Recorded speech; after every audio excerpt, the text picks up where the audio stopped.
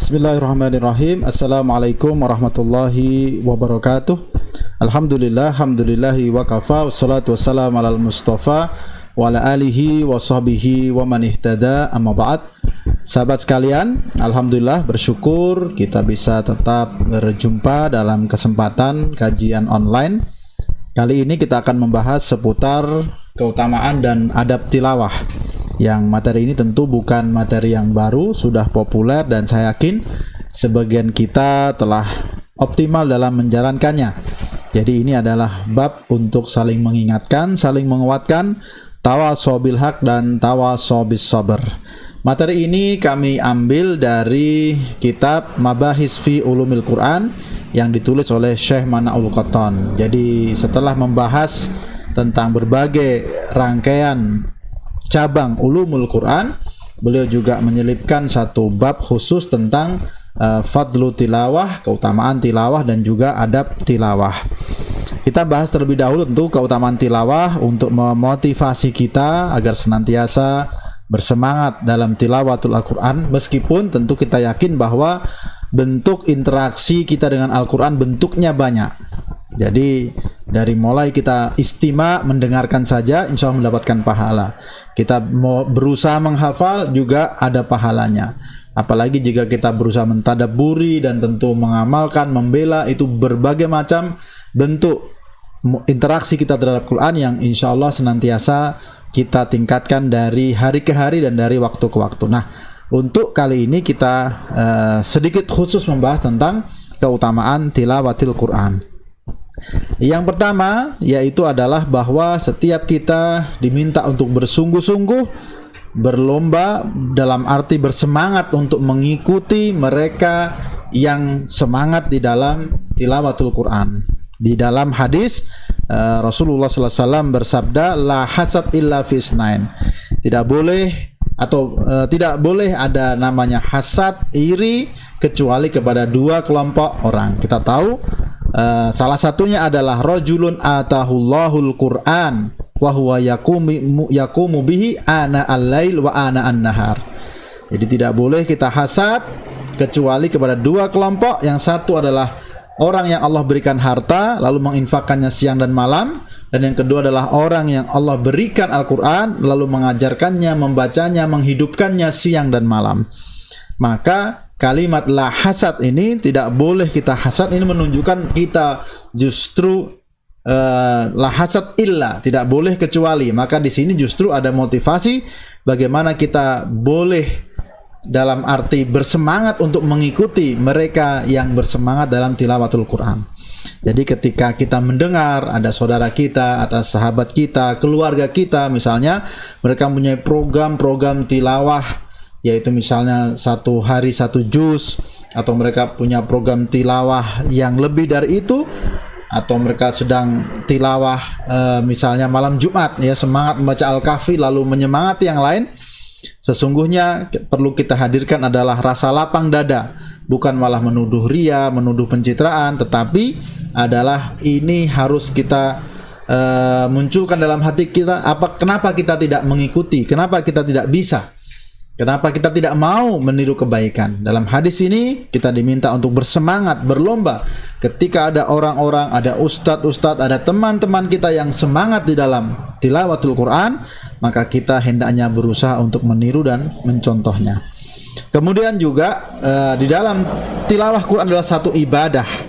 Ketika ibadah, maka kita dimotivasi dengan janji pahala kebaikan. Dari Ibnu Mas'ud, Rasulullah SAW pernah mengatakan, beliau bersabda, qala man qara'a harfan minan kitabillah falahu bihi hasanah wal hasanah bi asri amsalihah. Siapa yang membaca satu huruf dari kitabullah, dari Al-Quran, maka baginya satu pahala kebaikan, dan tentu setiap kebaikan dilipat gandakan menjadi 10 kali lipatnya. Hadis riwayat At-Tirmizi. Jadi bicara tilawatul Quran adalah bagian dari ibadah. Lebih khusus, dia adalah zikrullah, ibadah lisan kita yang dengannya kita mengharapkan pahala, dan tentu saja ini adalah sesuatu yang bisa kita biasakan, apalagi yang ketika kita berupaya tilawah dengan target-target tertentu, berarti itu juga salah satu bagian dari pahala. Kita tidak ingin kesempatan pahala yang luar biasa. Ketika kita mempunyai target minimal misalnya, maka sesungguhnya itu berarti kita juga mendapatkan pahala yang kita targetkan sesuai dengan bacaan Al-Quran kita.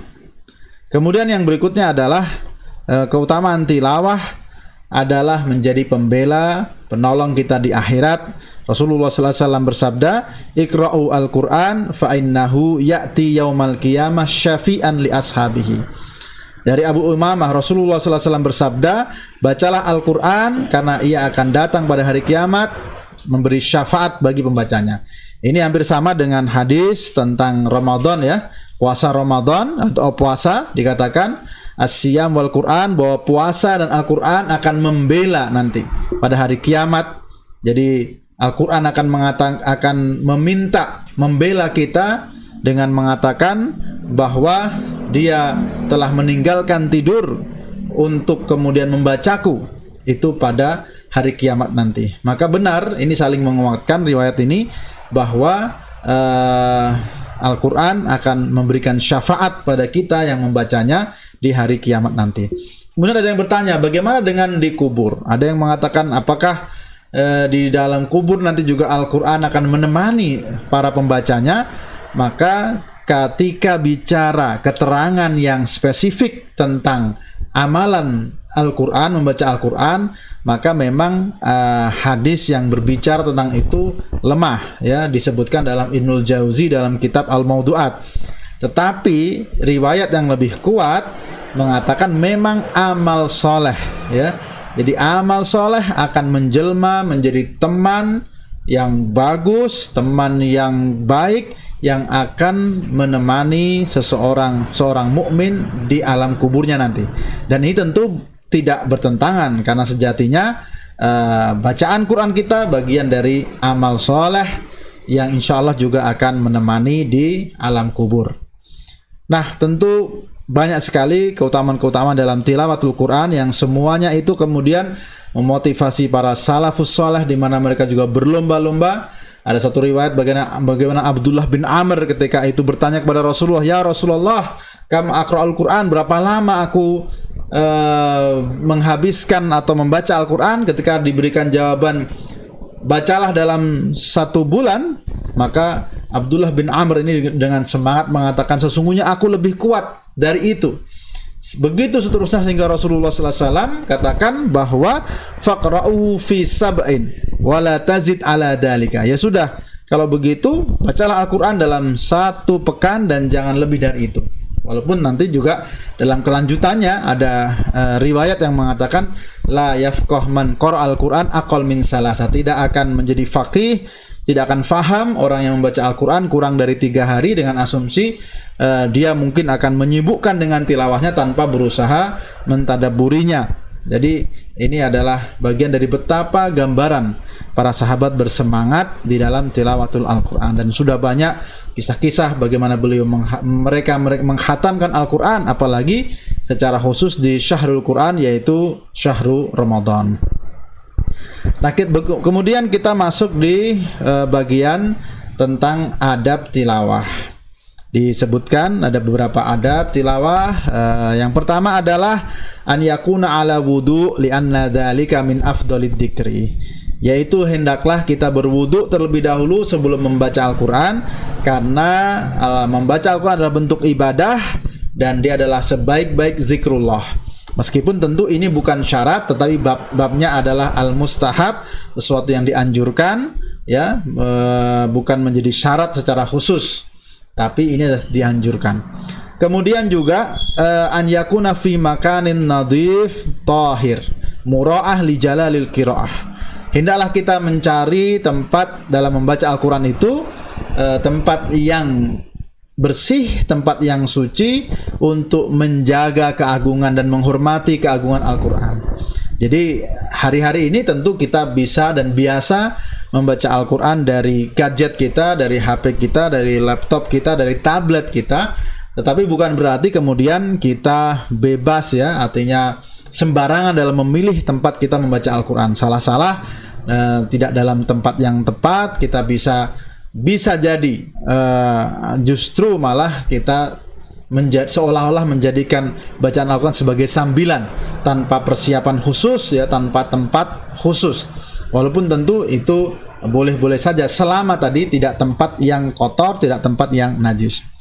Kemudian wa an yaqra'u bi khusyu' wa sakinah.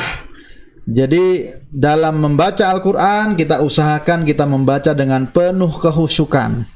Bahkan tentu dianjurkan wa an yastaqu qablal bid'i fil qiraah. Bahkan dianjurkan juga untuk kita bersiwak atau membersihkan gigi, menggosok gigi, membersihkan mulut kita terlebih dahulu agar kita juga bisa lebih fresh, ya, dalam kita melantunkan tilawatul Quran. Dan ini tentu babnya adalah salah satu anjuran, ya, keutamaan.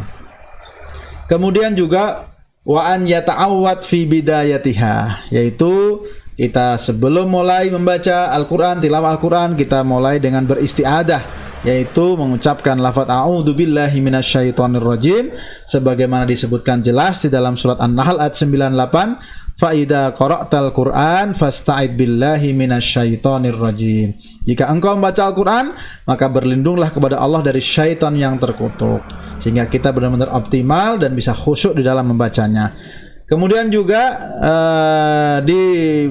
dianjurkan an yuhafid alal basmalah fi matla' kulla surah, membaca basmalah di setiap awal surat, ya, sebagai bagian mendapatkan keberkahan, dan sebagaimana juga pendapat yang mengatakan itu adalah ayat Al-Quran yang diturunkan atau khusus ditempatkan untuk setiap awal surat, memisahkan antara surat satu dan surat yang lainnya.